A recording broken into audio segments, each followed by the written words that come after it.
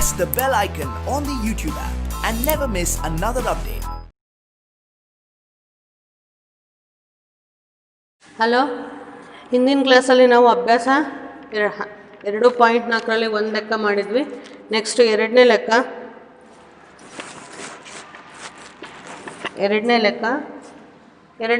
ಏನು ಕೊಟ್ಟಿದ್ದಾರಪ್ಪ ಅಂತಂದರೆ ಅವರು ABCD ತ್ರಾಪಿಜ್ಯದಲ್ಲಿ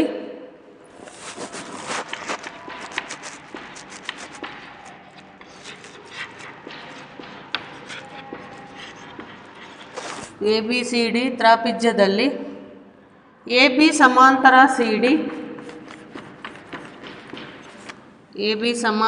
CD ಕರ್ಣಗಳು O ಬಿಂದುವಿನಲ್ಲಿ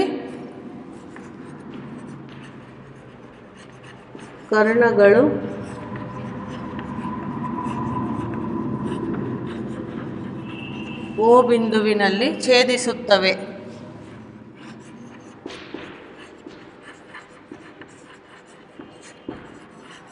ಕರ್ಣಗಳು O ಬಿಂದುವಿನಲ್ಲಿ ಛೇದಿಸುತ್ತವೆ. AB = 2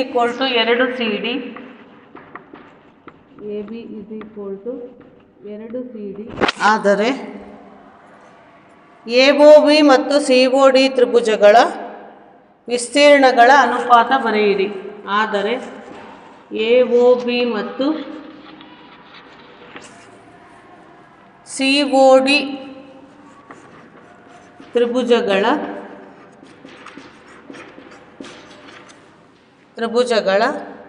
ವಿಸ್ತೀರ್ಣಗಳ ಅನುಪಾತ ಬರೆಯಿರಿ.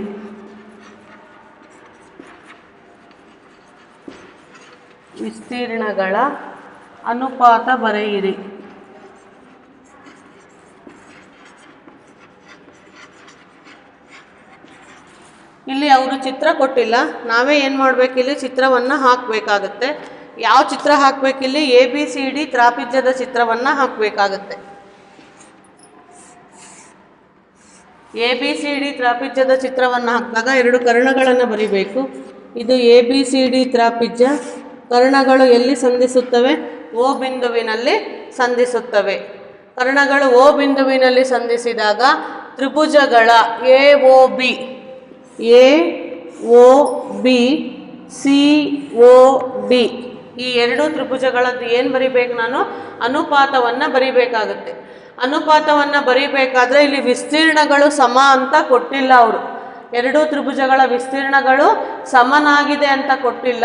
ನಾವು ಮೊದಲು ಏನು ಮಾಡಬೇಕು? ಎರಡೂ ತ್ರಿಭುಜವನ್ನು ಹೋಲಿಸಿ ಆ ಎರಡೂ ತ್ರಿಭುಜಗಳ ವಿಸ್ತೀರ್ಣಗಳು ಸಮ ಅಂತ ಮೊದಲು ಸಾಧನೆ ಮಾಡಿಕೊಂಡು ನೆಕ್ಸ್ಟ್ ಮುಂದೆ ಲೆಕ್ಕವನ್ನು ಮಾಡಬೇಕಾಗತ್ತೆ. ಆದ್ದರಿಂದ ಯಾವ ಎರಡು ತ್ರಿಭುಜ ತಗೋಬೇಕು? ಅವ್ರು ಕೇಳಿರೋದು ಯಾವ ಎರಡು ತ್ರಿಭುಜ? AOB ಮತ್ತು COD. AOB ಮತ್ತು COD ಎರಡು ತ್ರಿಭುಜ ಕೇಳಿರೋದ್ರಿಂದ ಫಸ್ಟಿಗೆ ಬರೀರಿ AOB ತ್ರಿಭುಜ ಮತ್ತು COD ತ್ರಿಭುಜಗಳಲ್ಲಿ AOB ಮತ್ತು COD ತ್ರಿಭುಜಗಳಲ್ಲಿ ಬಾಹುವಾದರೂ ಸಮ ಇರಬೇಕು ಅಥವಾ ಕೋನ ಆದರೂ ಸಮ ಇದ್ದರೆ ನಾವು ನಿರ್ಧಾರಕ ಗುಣವನ್ನು ಬರಿಬೇಕಾಗುತ್ತೆ. ಆದ್ದರಿಂದ ಇಲ್ಲಿ ನಿಮಗೆ ನೋಡಿದರೆ ಕಾಣಿಸುತ್ತೆ, ಈ ತ್ರಿಭುಜದಲ್ಲಿ AB ಮತ್ತು CD ಎರಡು ಸಮಾಂತರ ರೇಖೆಗಳು. ತ್ರಾಪಿಜ್ಯದಲ್ಲಿ ಅಭಿಮುಖ ಬಾಹುಗಳು ಸಮ ಆಗಿರೋದ್ರಿಂದ AB ಸಮಾಂತರ CD ಆದಾಗ ಇವೆರಡೂ ಸಮಾಂತರ ರೇಖೆಗಳ ಮಧ್ಯೆ ಛೇದಕ ರೇಖೆ ಬಂದಾಗ ಪರ್ಯಾಯ ಕೋನ ಬರುತ್ತೆ, ಶೃಂಗಾಭಿಮುಖ ಕೋನ ಬರುತ್ತೆ. ಆದ್ದರಿಂದ ನಾವು ಇಲ್ಲಿ ಪರ್ಯಾಯ ಕೋನ ಅಂದರೆ Z ಆಕೃತಿ ಬರೋದು. ಪರ್ಯಾಯ ಕೋನ ಅಂದರೆ ಯಾವ ಆಕೃತಿ ಬರುತ್ತೆ? Z ಆಕೃತಿ ಬರುತ್ತೆ. ಆದ್ದರಿಂದ ಯಾವ ಕೋನ ತಗೊಂತೀರಿ? DCO ಕೋನ = OAB. ಯಾವ ಕೋನ ಬರಿಬೇಕು? OAB ಕೋನ ಬರಿಬೇಕು. ಇದಕ್ಕೆ ಕಾರಣ ಏನು ಬರಿತೀರಾ? ಪರ್ಯಾಯ ಕೋನಗಳು. ಕಾರಣ ಏನನ್ನು ಬರಿತೀರಾ? ಪರ್ಯಾಯ ಕೋನಗಳು.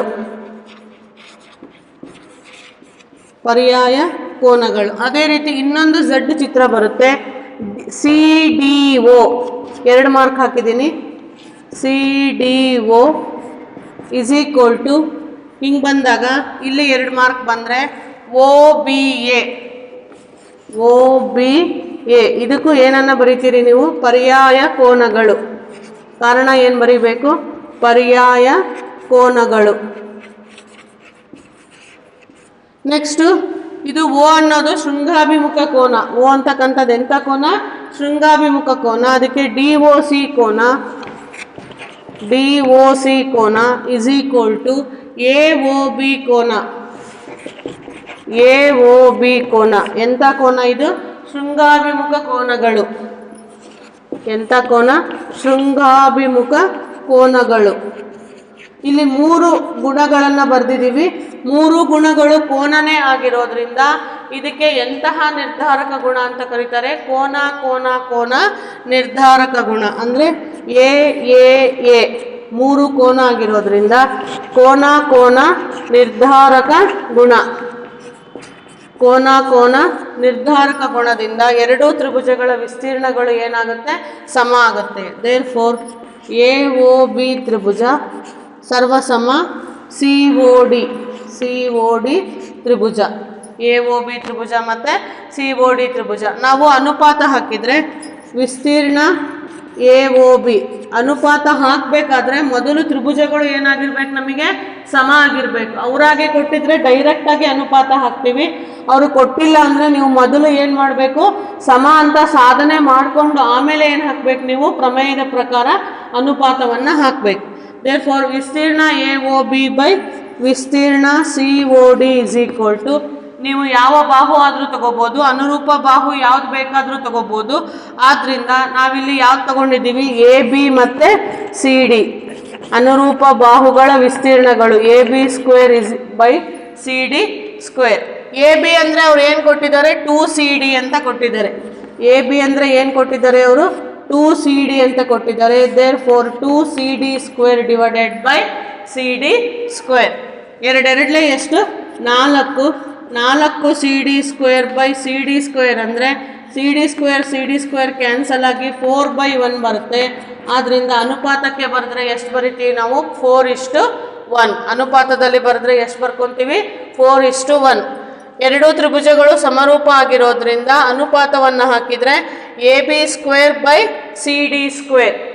ಎ ಒ ಬಿ ತ್ರಿಭುಜದ A B, C O D ತ್ರಿಭುಜದ C D. A B square by C D square. ಆದರೆ ಎ ಬಿ ಅಂದರೆ ಏನಂತ ಕೊಟ್ಟಿದ್ದಾರೆ ಅವರು? 2CD ಅಂತ ಕೊಟ್ಟಿದ್ದಾರೆ.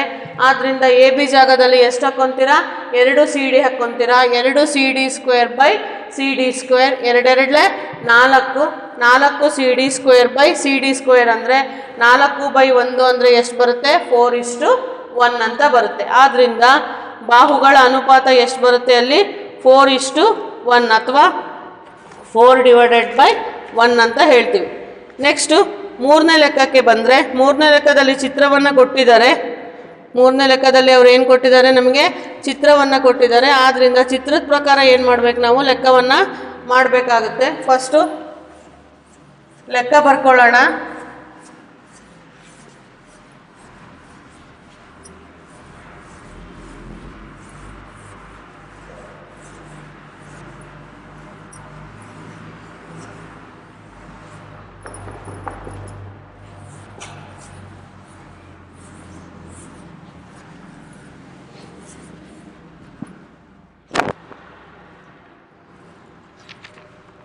ಚಿತ್ರದಲ್ಲಿ ಎ ಬಿ ಸಿ ಮತ್ತು ಡಿ ಬಿ ಸಿ ಎರಡು ತ್ರಿಭುಜಗಳು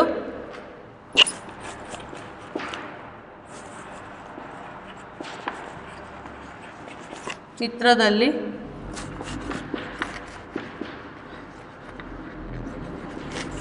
ಎ ಬಿ ಸಿ ಮತ್ತು ಡಿ ಬಿ ಸಿ ತ್ರಿಭುಜಗಳು ಒಂದೇ ಪಾದ ಬಿ ಸಿ ಮೇಲೆ ನಿಂತಿವೆ.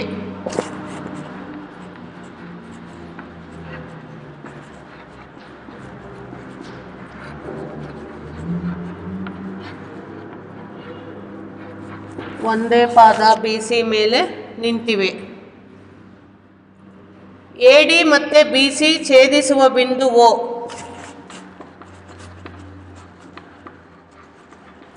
ಎ ಡಿ ಮತ್ತು ಬಿ ಸಿ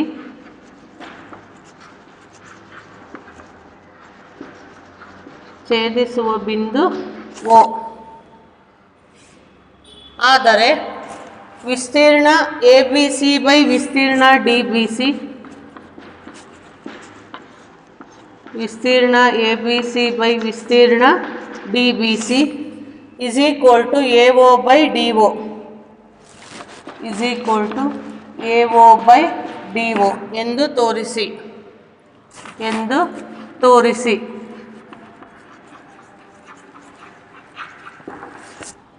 ಚಿತ್ರದಲ್ಲಿ ಏನು ಬರಿಬೇಕು? ಎ ಬಿ ಸಿ ಮತ್ತು ಡಿ ಬಿ ಸಿ ಎರಡು ತ್ರಿಭುಜಗಳು ಬರಬೇಕು. ತ್ರಾಪಿಜ್ಯದ ಚಿತ್ರ ಬಂದಿದೆ.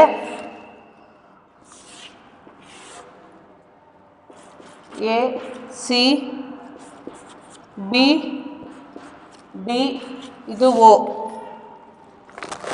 ಇಲ್ಲಿಂದ ಲಂಬ ಹಾಕಿದರೆ, ಎ ಇಂದ ಲಂಬ ಹಾಕಿದರೆ ಏನಾಗುತ್ತೆ? ಅದು ಡಿ ಇಂದ ಲಂಬ ಹಾಕಿದರೆ ಎಂ,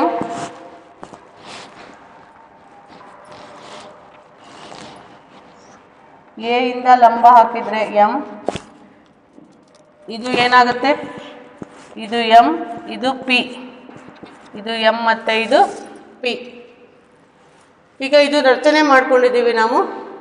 ನೆಕ್ಸ್ಟ್ ದತ್ತ ಬರೆದಾಗ, ದತ್ತದಲ್ಲಿ ಏನು ಬರೀತೀರಾ ನೀವು? ವಿಸ್ತೀರ್ಣ ಎ ಬಿ ಸಿ ಮತ್ತು ಡಿ ಬಿ ಸಿ ಎರಡು ತ್ರಿಭುಜಗಳು ಒಂದೇ ಪಾದ ಬಿ ಸಿ ಮೇಲೆ ನಿಂತಿವೆ. ದತ್ತ ಏನು? ಎ ಬಿ ಸಿ ಮತ್ತು ಡಿ ಬಿ ಸಿ ತ್ರಿಭುಜಗಳು ಒಂದೇ ಪಾದದ ಮೇಲೆ ನಿಂತಿವೆ.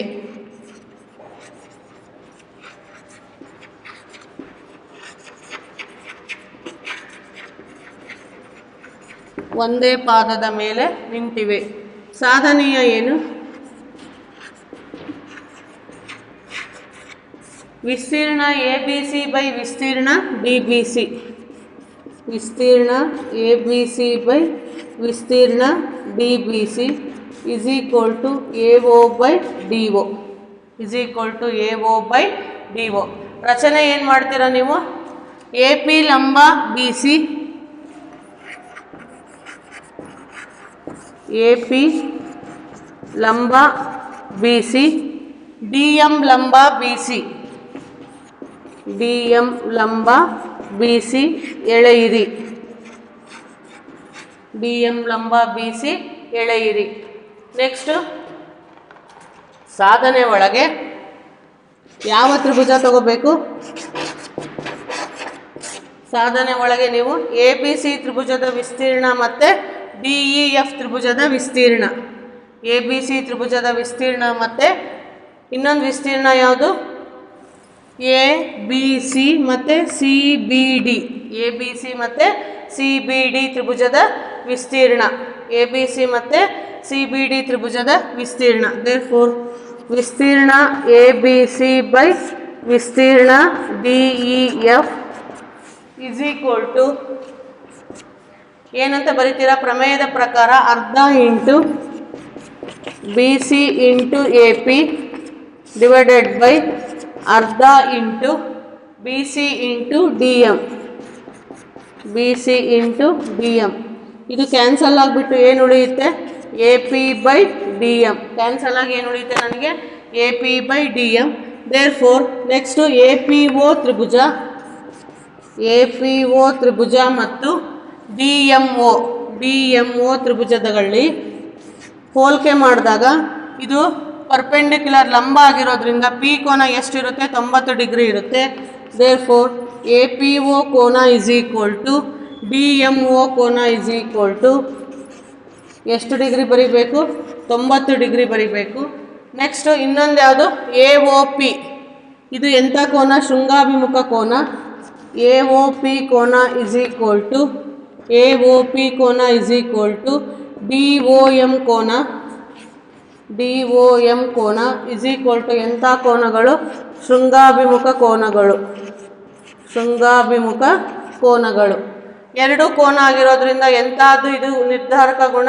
ಎ ನಿರ್ಧಾರಕ ಗುಣದಿಂದ ಎರಡೂ ತ್ರಿಭುಜಗಳು ಸರ್ವಸಮ. Therefore A P by D M is equal to A P by D M is equal to A O by D O, A O by D O. ಇದು ಎಷ್ಟನೇ ಲೆಕ್ಕ?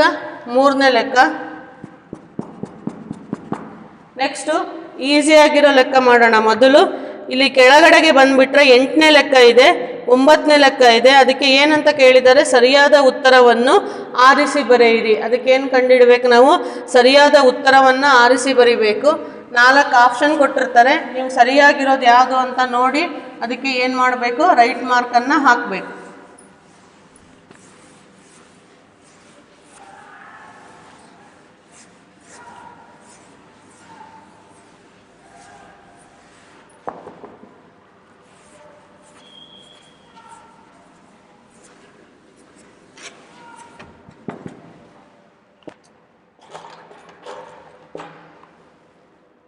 ಸರಿಯಾದ ಉತ್ತರವನ್ನು ಬರೆದು ಸಮರ್ಥಿಸಿ. ಸರಿಯಾದ ಉತ್ತರವನ್ನು ಬರೆದು ಸಮರ್ಥಿಸಿ.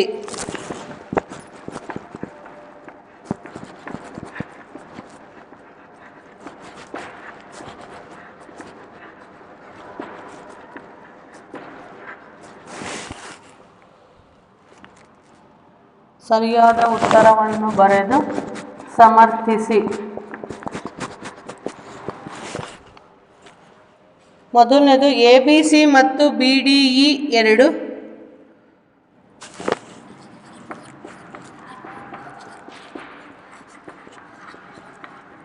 ABC ಮತ್ತು BDE 2.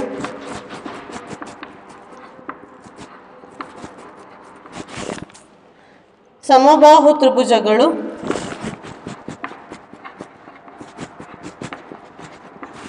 ಸಮಬಾಹು ತ್ರಿಭುಜಗಳು.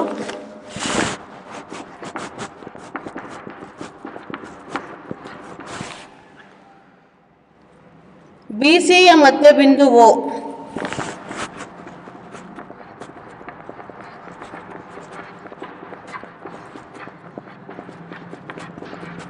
BCಯ ಮಧ್ಯಬಿಂದು O. ಎರಡೂ ತ್ರಿಭುಜಗಳ ಅನುಪಾತಗಳು. ಎರಡು ತ್ರಿಭುಜಗಳ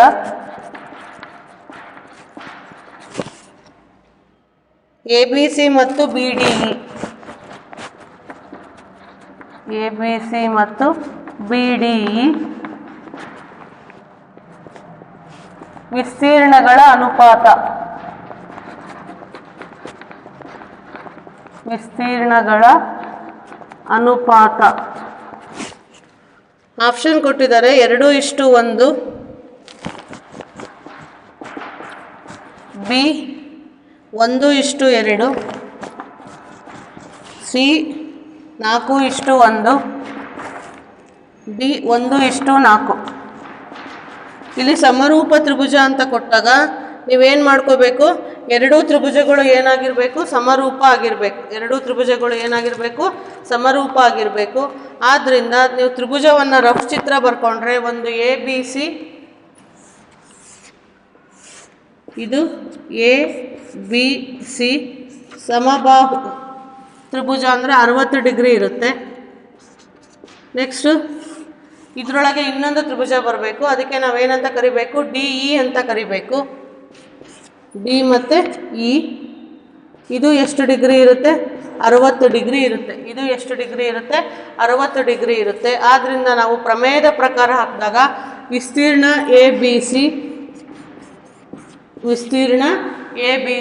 ಡಿವೈಡೆಡ್ ಬೈ ವಿಸ್ತೀರ್ಣ BDE ಇಸ್ ಈಕ್ವಲ್ ಟು ಅನುರೂಪ ಬಾಹು ಅಂದರೆ ಏನಾಗುತ್ತೆ? ಇಲ್ಲಿ ಯಾವುದು ಕೊಟ್ಟಿದ್ದಾರೆ ನಮಗೆ? ABC ಮತ್ತು BDE 2 ಸಮಬಾಹು ತ್ರಿಭುಜಗಳು. BCಯ ಮಧ್ಯಬಿಂದು O ಆದರೆ ಎರಡು ತ್ರಿಭುಜಗಳ ವಿಸ್ತೀರ್ಣಗಳ ಅನುಪಾತ. ನಾವು ಯಾವುದನ್ನೇ ತಗೊಂಡ್ರು ಏನು ಮಾಡ್ಬೇಕು? ನಾವು ಒಂದು ಬಾಹು 2A ಅಂತ ಇಟ್ಕೊಂಡ್ರೆ ಇನ್ನೊಂದು ಬಾಹುನ ಏನು ಇಟ್ಕೋಬೇಕು? A ಅಂತ ಇಟ್ಕೋಬೇಕು. ಈಗ AB is equal to BC is equal to AC is equal to 2A ಆಗಿರಲಿ. ಆದರೆ ಇಲ್ಲಿ ಒಳಗಡೆ ಬರ್ತಕ್ಕಂಥದ್ದು ಏನಾಗುತ್ತೆ? A ಆಗುತ್ತೆ. ಆದ್ದರಿಂದ BE is equal to BD is equal to ED is equal to ಏನಾಗಿರಲಿ? A ಆಗಿರಲಿ. ABC ತ್ರಿಭುಜದಲ್ಲಿ ನಾನು ಯಾವುದು ತಗೊತೀನಿ? AC ತಗೊಂಡೆ ಅಂತಂದರೆ ನಾವು BDE ತ್ರಿಭುಜದಲ್ಲಿ ಯಾವ್ದು ತಗೋಬೇಕು? BE ತಗೋಬೇಕು. ಆದ್ದರಿಂದ AC² ಬೈ BE ಸ್ಕ್ವೇರ್ ಅಂದರೆ ಇದು 2A ಹೋಲ್ ಸ್ಕ್ವೇರ್. ಇದೇನಾಗುತ್ತೆ A ಸ್ಕ್ವೇರ್ ಅಂದರೆ ಬ್ರಾಕೆಟ್ ಬಿಡಿಸಿದ್ರೆ 4A square by A square ಅಂದರೆ 4/1 ದಟ್ ಈಸ್ ಈಕ್ವಲ್ ಟು 4:1. ಆದ್ದರಿಂದ ಸಿ ಆಪ್ಷನ್ಗೆ ಹಾಕಬೇಕು. 4:1 ಅಂದರೆ ಯಾವ ಆಪ್ಷನ್ಗೆ ಹಾಕಬೇಕು ನಾವು? ಸಿ ಆಪ್ಷನ್ಗೆ ಹಾಕಬೇಕು. 2 4 4A into A square divided by A square ಅಂದರೆ 4/1 ದಟ್ ಈಸ್ ಈಕ್ವಲ್ ಟು 4:1. ಇದು ಆಪ್ಷನ್ನಲ್ಲಿ ಇರ್ತಕ್ಕಂಥದ್ದು. ಸಿ ಉತ್ತರಕ್ಕೆ ನೀವೇನು ಮಾಡಬೇಕು? ಟಿಕ್ ಮಾರ್ಕನ್ನು ಹಾಕಬೇಕು.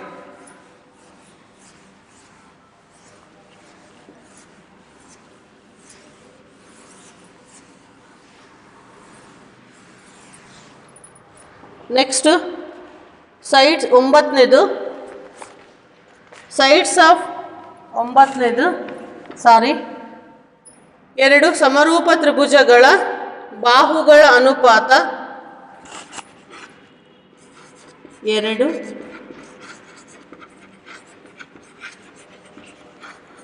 ಸಮರೂಪ ತ್ರಿಭುಜಗಳ ಬಾಹುಗಳ ಅನುಪಾತ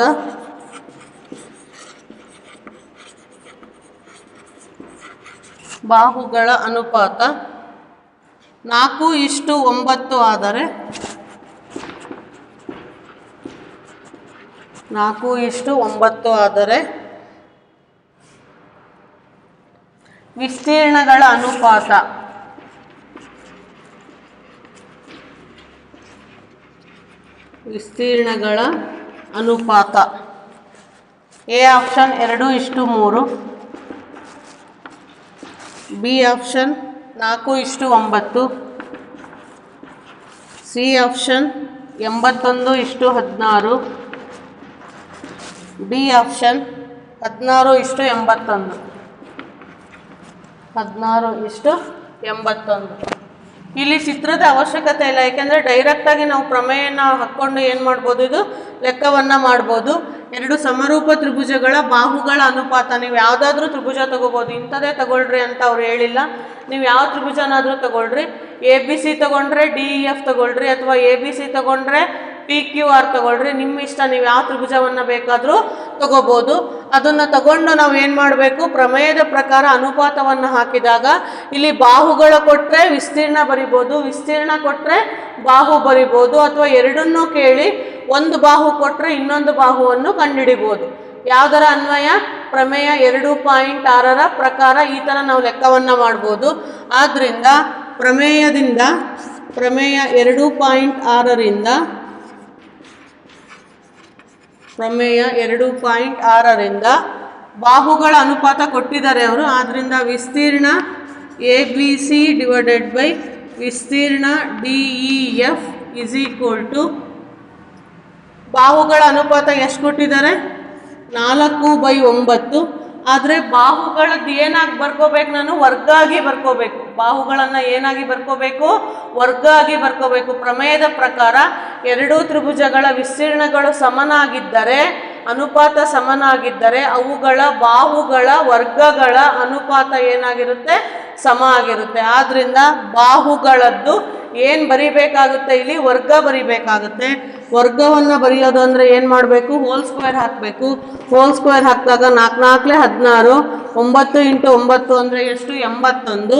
ಇದು ಅನುಪಾತ ಆಗಿರೋದ್ರಿಂದ ಎಷ್ಟು ಬರಿಬೇಕು? 16:81. ವಿಸ್ತೀರ್ಣ ಕೊಟ್ಟಾಗ ಬಾಹುಗಳ ವರ್ಗ ಮಾಡ್ಬೋದು. ಬಾಹುಗಳ ವರ್ಗ ಕೊಟ್ಟಾಗ ಏನು ಕಂಡುಹಿಡಿಬೋದು?